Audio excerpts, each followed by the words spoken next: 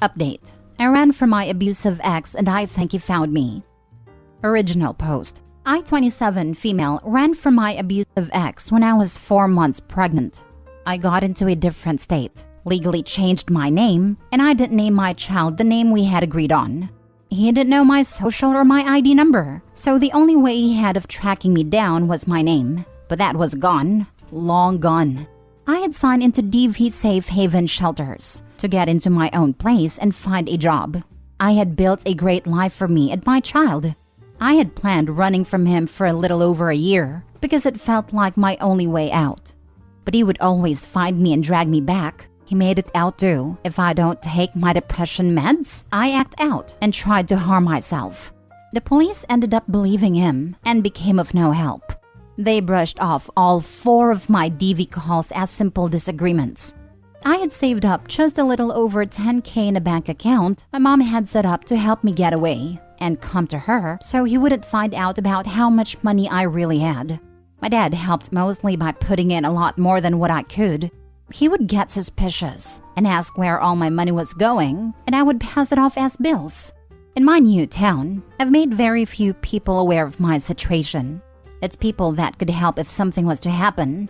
These past 2 months, I've been being watched by someone unknown. He's always wearing a baseball cap and sunglasses, but I could swear on my life it's my ex. I ended up leaving work a few times due to having panic attacks from seeing the guy. He never interacts with me, only my coworkers. He waits until I'm out of earshot to speak to order, and he gives different names for his orders. My coworkers have thought it was strange because he comes in almost every other day for a week straight for the past 2 months using different names. After this, I went to the police station to speak to one of the people I made friends with and is aware of my situation. He said he would have patrol officers drive by my house and keep a lookout. I never seen him around my house or drive by it. Then I started getting letters in the mail that I believe is from him. They're not signed, and the envelope only ever has my old name and new address on it. The letters consist of him saying I love you and miss you, but never goes into detail about who is writing them. I took them to the police station and officer I'm friends with, and he told me I need to find another place to stay for a while and file for a restraining order. I then made a fake social media account and messaged one of my old friends. They said they were glad to hear from me. They are glad I'm okay and that he's been trying to report us missing, which I had already knew. That he's still there working his old job, but he does go on week-long trips, and nobody knows where he's going on them. What's keeping us from becoming a missing persons case is my mom.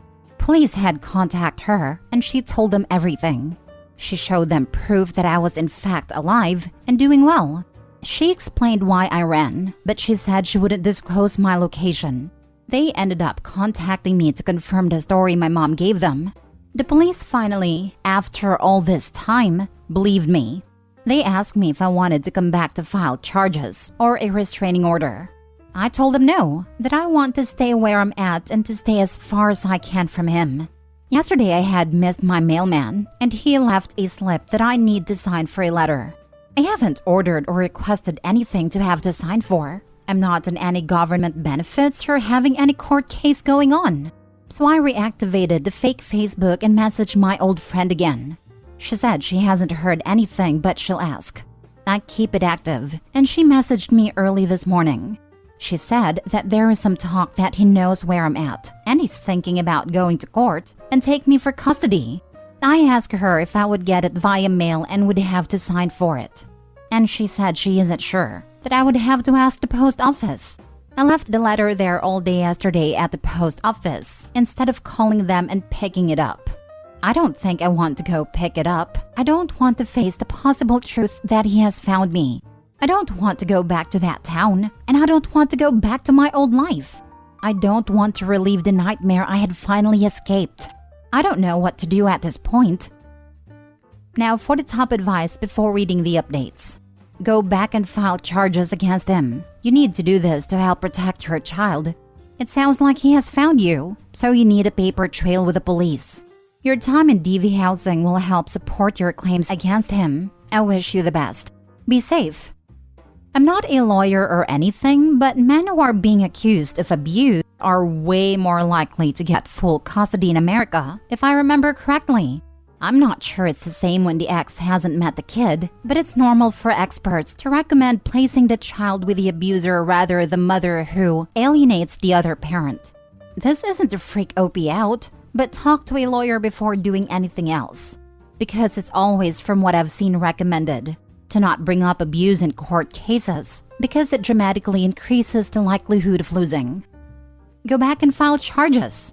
Also, report him for stalking. I believe that he has found you. People like him don't usually give up so easily. Also, since I'm very petty, I would post all over social media the images and proof that he is abusive and a liar. I would also ask the police where you live now to have a cop car drive by your job and place, just in case they see him and have proof that he is following you and harassing you. The social media thing isn't petty. She did say he's been involved with DV since. Sharing it on social media can save others from getting involved with him and also bring out other victims of his to corroborate her story. I'm in contact with a few people because I heard he's been with a few since I left, and I'm reaching out along with my lawyer. Now for the first update. I just want to say thank you first for all the kind words and advice you all have given me. After I made this post, I went to work. When I got to work, they said a guy came in looking for me, and they described my ex. They kept telling him I don't work there, and if he comes back, they'll have him arrested, because apparently he threw a big fit when they said I don't work there. I was given permission to leave to seek legal help. I went to my friend's that's a cop, and got me in contact with a few lawyers. I had spoken to one, and is taking my case. He filed stalking, harassment, and DV charges against him. He has also filed a civil protection order. They issued a warrant, and cops are now combing the area to find him. They all have his picture and name, and they aren't going to stop until they have him in custody. I sat and cried because this has been my life for the past almost 5 years since I ran, that is trying to ruin. Where I live, they rule in favor of the mother when it comes to DV cases. Apparently, since I left, he was with someone that filed charges against him for DV too, and it got dropped. Thank you so much for all the kind words and advice. I appreciate it beyond words. Now for the second update. Here is the long-awaited update. He was caught that late night/early morning when he ran a stoplight heading back home. He was processed and sat in his cell, waiting to appear in front of the judge on his warrant for DV, which was that following Thursday. When he got arrested and processed, they served him the CPO. As he was being processed, he obviously made his phone call. He had called his dad and told him everything, but his dad told him he didn't raise a woman beater and that he wasn't bailing him out. They also seen he had another warrant that had been issued a few days prior back home. Apparently, the girl he was with left him while he was away and pressed DV charges against him as well. I'm not sure what they'll do with him now that he has charges in 2 different places, or how that will work. He had appeared in front of the judge on Thursday and said they were holding him on a $100K bail because they considered him dangerous and an extreme flight risk. He sat there until the following Tuesday, when he was released to the other police department that they had contacted to let them know. He is now currently up there waiting for his bond to be set. They said he's most likely not getting one from them, but will sit there. He was made to serve 30 days in jail on his warrant back home. Cops had said he probably won't be let loose pending both trials, due to the circumstances surrounding his case and him being extremely dangerous while being a flight risk. They're going to do their best to keep him in jail until his convictions in both cases. He has CPO issued against him in both. I asked them to keep my name redacted out of everything, just in case this leaks to the media. I have purchased a gun, bear spray, and other forms of protection. We have moved and still in contact with a cop that I was friends with. For the first time in a long time, I finally feel free and I can live without fear. Sorry for making you guys wait for an update. Last story. I, 37 female, inadvertently outed my soon-to-be ex-husband, 36 male, and our daughter, 14 female, won't speak to me anymore. We were together for 16 years. Nothing, and I mean nothing, prepared me for the fact that he was having unprotected sex with men for the last 7 years of our marriage. There were no red flags. He was always caring, attentive, a good listener, a generous lover. I thought I found my soulmate, as cliche as it sounds. Hardworking, responsible, encouraged me to finish my degree while he worked and daughter was in school. It's been 6 months of divorce proceedings, and I still feel like I'm trapped in someone else's nightmare. I found his secret phone when we were moving house. At first, I thought one of his friends must have forgotten theirs when they were helping us back up some things. But as I picked it up, I accidentally clicked the side button and the screen lit up with a picture of him and a man kissing. I tried his passcode and it worked. I'll spare you the long and many details. But yes, he is either gay or bisexual and has had multiple long-term relationships with various men, as well as plenty of hookups. At least 20 to 30 different men with whom he had unprotected whilst having sex with me at home. I'm embarrassed to admit that I vomited after reading all that correspondence. I'm not homophobic. His family is very liberal, blue voting, with multiple people openly gay. My family is very accepting. We attended pride events with my younger siblings for Pete's sake. Why the hiding? Why the sneaking? I filed for divorce and it turned into a vindictive monster that fought me in everything. From the custody of our daughter to a set of fancy vintage porcelain figurines. He made outlandish claims that I was to reimburse for the amount he paid for my studies from the marital budget. Me and my lawyer spent many days reading the crap he sent through his lawyer. Ultimately, due to inability to reach an agreement, we went in front of a judge. It went about as well as you'd think it did. He and his lawyer, one of the men he was cheating with apparently, spewed absolute absurd nonsense that I was a negligent parent, I didn't deserve a family. I'm a wronged, greedy trophy wife, whatever that is. Ultimately, me and my lawyer brought up the fact that he continuously put my health at risk by engaging in irresponsible behaviors. What was soon to be ex's response? Oh well, I was in prep for 3 years. Needless to say, it was a crap show. The judge sided with me. I guess all these times I wondered where my bacterial vaginosis and yeast infections come from. Finally paid off. Additionally, the judge ordered supervised visitation and for all communication to be through a special parenting app because soon-to-be ex had to be escorted out of the courtroom due to shouting and disruptive behavior, and judge thought he might turn violent eventually. Out of sheer luck, I think I do not have any STD. But I'm still scared. I feel disgusting and violated, and I'm going to have to get tested every month for the next 6, per advice of my OBGYN. And the cherry on top? I'm not sure how, but his escapades got out and into the extended family. Most of the gay folks on both sides essentially cut him off, with one of the older uncles showing up to his job to berate him. His own father apparently called to scream at him, and his mother's health is getting worse due to stress. My daughter is now angry at me that I outed him. She, in a very Gen Z teenage fashion, is giving me the cold shoulder because I could have ruined his life. She's in therapy already and that does not seem to be helping at all. If anything, she's now using pop psychology lingo she hears there to berate me instead. She seems to not understand that his behavior put me at high risk of contracting an incurable disease. Not to mention that cheating? That hurts. I remember being 7 or 8 years old and hearing my mom cry because of her art college friends were dying of AIDS. I remember the marches. I remember being 12 or 13 and my dad giving me and my siblings a speech about the importance of condoms and how they might literally prevent us from dying young. And yes, HIV isn't a death sentence nowadays, but we live in a city with one of the highest rates in the US. I'm so angry for our ruined life. For the fact that my soon-to-be ex is a damned coward. For the pain my daughter is going through.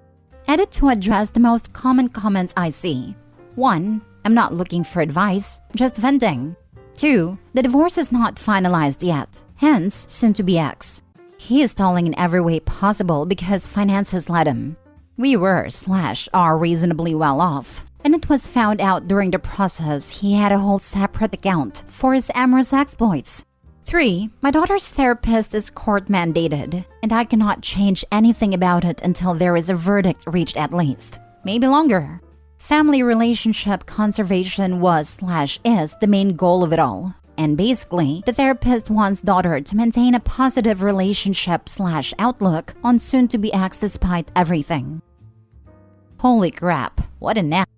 Him saying how long he's been on prep is basically admitting how long he was cheating for. I hope you're okay. Well, she says in the beginning it's been at least 7 years of him doing the unprotected hookups with men, and he says he's been on prep for 3. So, he was semi-having safer sex at the end. Which likely means he had a scare at one point and started taking prep to protect himself, not Opie. Never cared about her well-being. Prep is relatively new, and not everybody knows about it. Especially somebody who is in the closet and likely hasn't had courage to discuss gay sexual health questions with his doctor. Ugh, I hate people.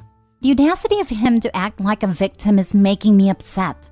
He's acting like you were the one cheating. You hit the nail on the head. His first reaction was, I am the way I am, and I can't help you. You can't shame me for my preferences. He didn't even deny it, just went straight to saying that he gave me a comfortable life and a daughter, and that he deserves to feel happy too. Which is fair, but it wasn't like he was sponsoring me whilst I did nothing. I built a small business from scratch. I put in many good words so he would have faster, better promotions at work. I hosted the damn barbecues and cocktail parties so he could impress his colleagues. Give her time. It hurts to find out your dad's a gross cheater, so she's probably just lashing out at anyone nearby. It'll take a lot of time even with therapy. Exactly that, and it makes sense she's lashing out on her mother, especially since that is often the case, that the child lashes out at the parent who doesn't deserve it from an outside perspective, but is actually the safer option to do it. It's his subconscious protective mechanism, because they know subconsciously or not that this parent will not withhold their love and affection from them even if they lash out. She just witnessed firsthand that her father's love for a person can vanish from one day to another. She has a lot of negative and complicated feelings to deal with, and likely doesn't really understand it herself. It needs to come out somehow. Yes. My dad was a selfish POS, but deep down I knew he'd abandon me if I wasn't on his side. So my stupid teen brain made my mom the bad guy. She never ever let me go a day without feeling safe and loved, no matter how mean I was to her, and I eventually saw that. It takes time and so much patience. It's not fair. My heart hurts for Opie, but if she stays strong, the daughter will come around. The girl can't possibly understand what's happening.